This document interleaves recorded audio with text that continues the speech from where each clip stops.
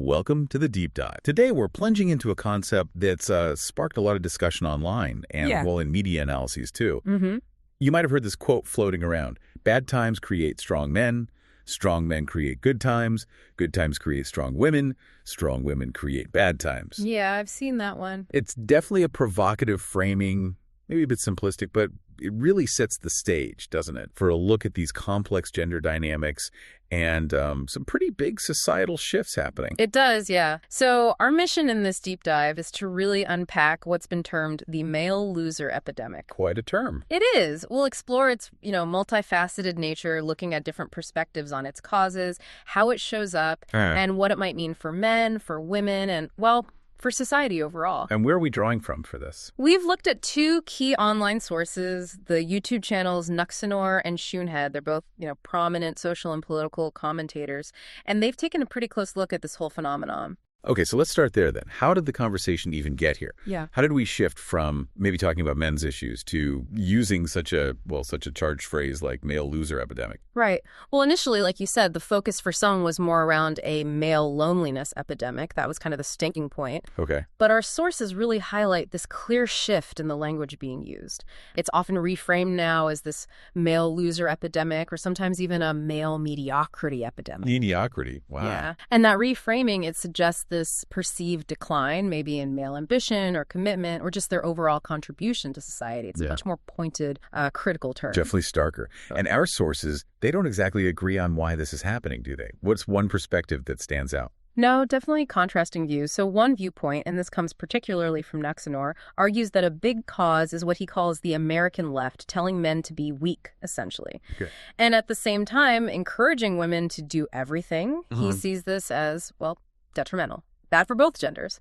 He also points to what he describes as an obvious double standard, like women demanding equality, say, in income, but maybe still expecting men to be stronger or earn more, fulfill that provider role. Right, that classic expectation. Yeah. And how does Shoonhead, the other source, respond to that kind of narrative? Well, she offers a pretty strong critique. She basically argues that this whole stay-at-home son narrative is, in her words, a fake phenomena. Fake? Okay. Manufactured. She thinks it's being pushed by certain media outlets, maybe to unfairly blame young men for broader problems. And she gives examples, doesn't she? I remember reading that. Absolutely. She points to specific segments, like on Fox News, you had Tommy Lahren and Laura Ingraham talking about these stay-at-home sons. Right. Then you had political figures, Speaker Mike Johnson mentioning 29-year-old men playing video games, Steve Scalise talking about 35-year-old men doing the same. So painting a picture. Exactly. And then there was that Wall Street Journal headline about Brendan Leo, the 27-year-old Jeopardy contestant. He had a master's degree in political science, but was unemployed, and they labeled him a stay-at-home son. Even with a master's degree. Right.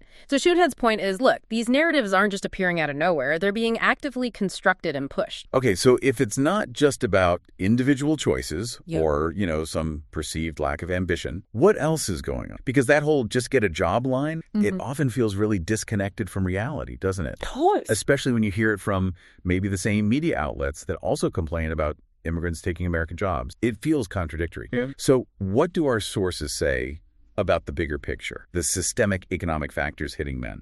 That's a really crucial piece of the puzzle. Yeah. And the sources identify several key things. There's the huge issue of job loss, automation, offshoring, cheaper foreign labor. The usual suspect. Right. And these have really decimated American jobs that were traditionally held by men. Think construction, factory work, manual labor. These aren't jobs you can just easily find again. They're gone or fundamentally changed. And it's not just those manual labor jobs either, is it? We're seeing big shifts in tech and business too. Definitely. I think one source mentioned Microsoft, right? Cutting thousands of American workers, but then asking for like 14,000 more H-1B workers. Exactly. And those H-1B visas, just so you know, they're temporary visas for highly skilled foreign workers, often in tech. And fields like data science, software development, electronic engineering, they tend to be male-dominated, right? They do, yeah. And then there was the Tesla example, too, firing 15,000 American employees back in April 2024.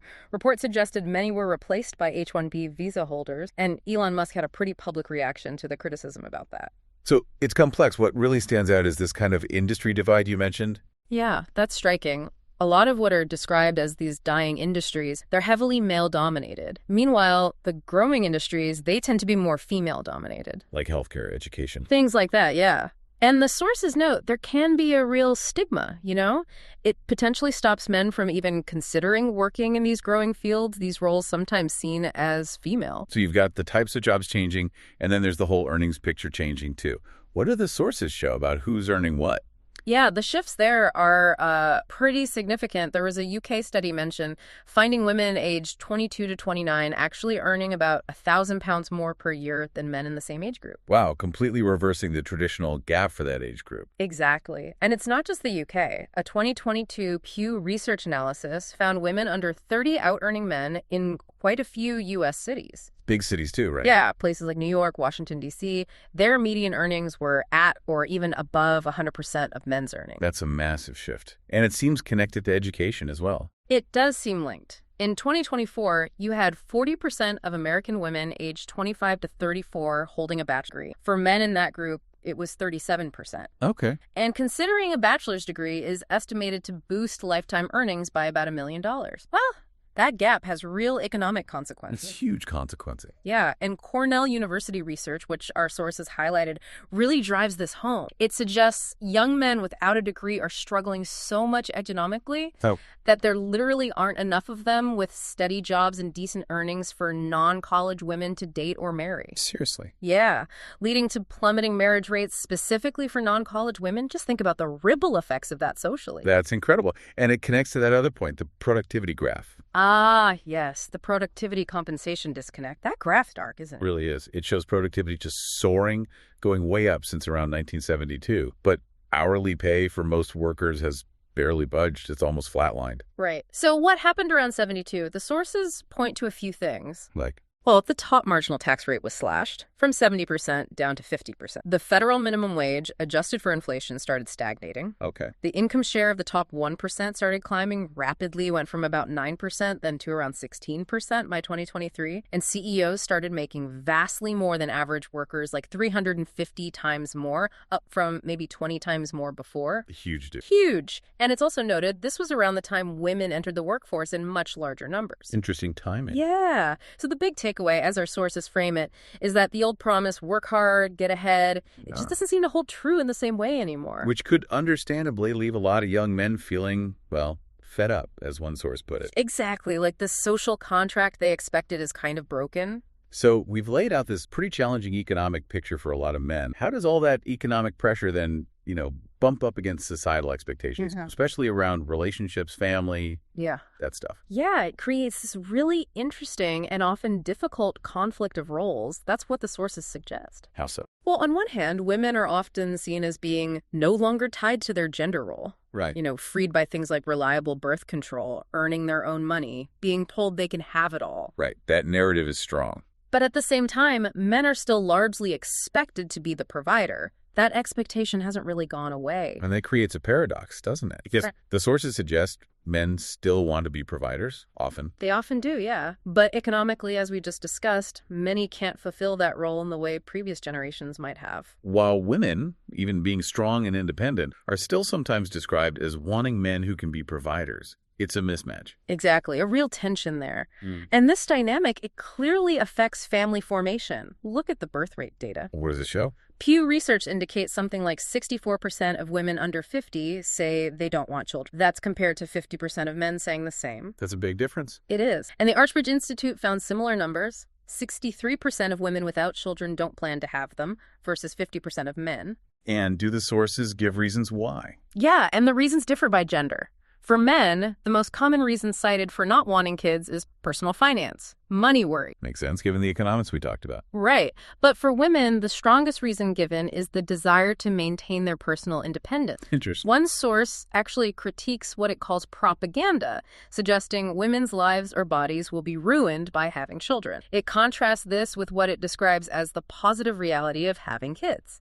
This source also frames sexism not as hatred, but simply recognizing differences between men and women, and advocates for men building beautiful families based on mutual love and respect. A more traditional view, perhaps. And all of this, the economic shifts, the education gap, the changing desires around family, it must impact the dating scene, too. Absolutely. It makes finding romantic partners way more complicated. You hear about American women being increasingly resigned to staying single, maybe focusing more on careers, friendship, rather than prioritizing dating or marriage. It all connects. So given these deep economic issues, these social tensions, it's maybe not surprising that these frustrations are spilling over into politics now. Yeah, it seems like a direct consequence. And the political world is definitely noticing, or at least trying to react. How so? Well, according to our sources, the Democratic Party actually rolled out this specific strategic plan. It's codenamed SAM. SAM stands for Speaking with American Men. It's apparently a $20 million effort aimed squarely at winning back American men who've been shifting towards the right politically.